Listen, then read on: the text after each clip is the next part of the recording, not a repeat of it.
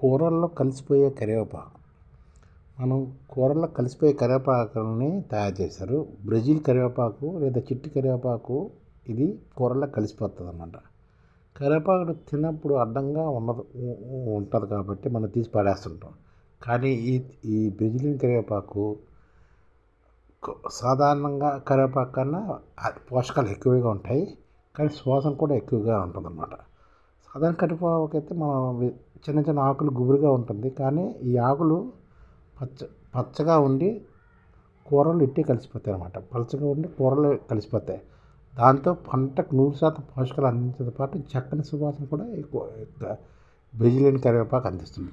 ఫ్రిడ్జ్లో ఉంచిన కరివేపాకు కాకుండా అప్పటికప్పుడు తాజా కరివేపాకు కూరలు వేసుకునేవారు ఈ రకాన్ని ఇంట్లో పెంచుకోవచ్చు అనమాట.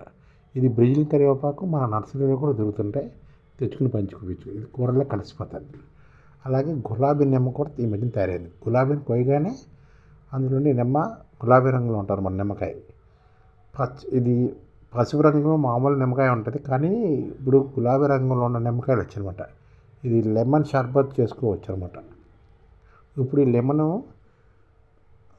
గులాబీ రంగులోకి వచ్చే గుండె మీలు తీసి ఎంతో సఫీనైన పోషకాలు ఎక్కువగా ఉన్నాయి. ఈ నిమ్మలోని గుజ్జు లేదా గులాబీ రంగులో కూడా ఉంటుందన్నమాట. ఇందులో గుజ్జు కొద్దిగా తీపి కలగాల్సిన రుచిలో ఉండే ఈ రకము నిమ్మకాయలు చూడడానికి పసుపు రంగు అయినా పచ్చని గీతలతో బత్తాయి పండును కనిపిస్తున్నాయి.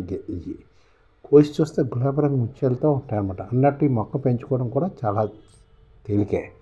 తెలుపు ఆకుపచ్చ కలిసి నిమ్మ ఆకులు చూడడానికి బాగుంటాయి. 2 అడుగుల ఎత్తులో పెరిగే కాపుకొచ్చి మొక్కను మన కుండీల్లో ఇంట్లో పెంచుకోవచ్చు అనమాట. అంటే కుండీల్లోని చెరుకులు పండించుకోవచ్చు, కరివేపాకులు పండించుకోవచ్చు, నిమ్మకాయలు పండించుకోవచ్చు అనమాట. అలాగే చెరుకులో కూడా నల్ల చెరుకులు ఉన్నాయి. ఇది మన ఇంట్లోనే కుండీల్లో పెంచుకోవచ్చు.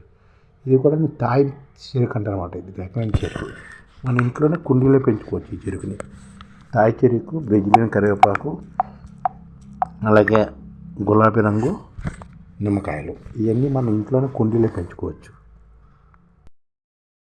ఈ ఛానల్ ముఖ్య ఉద్దేశం ఏంటంటే మన తెలుగు రాష్ట్రాల్లో 1 కోటి మందికి సంఘటిత రంగాల్లో ఏ విధంగా ఉద్యోగాలు ఇవ్వవచ్చు, కనీస నెల జీతం 30,000 వరకు ఏ విధంగా ఇవ్వవచ్చు, ఏ విధంగా చేస్తే ఉద్యోగాలు సృష్టించబడతాయో వివరిస్తూ ఈ ఛానల్ వీడియోలు వస్తాయి. అలాంటి వీడియోలు మీకు కావాలంటే మన ఐడిఎఫ్ భాస్కర్ ఛానల్ని సబ్స్క్రైబ్ చేసుకోండి. ఐడిఎఫ్ అంటే ఇండియన్ డెవలప్మెంట్ ఫోర్స్.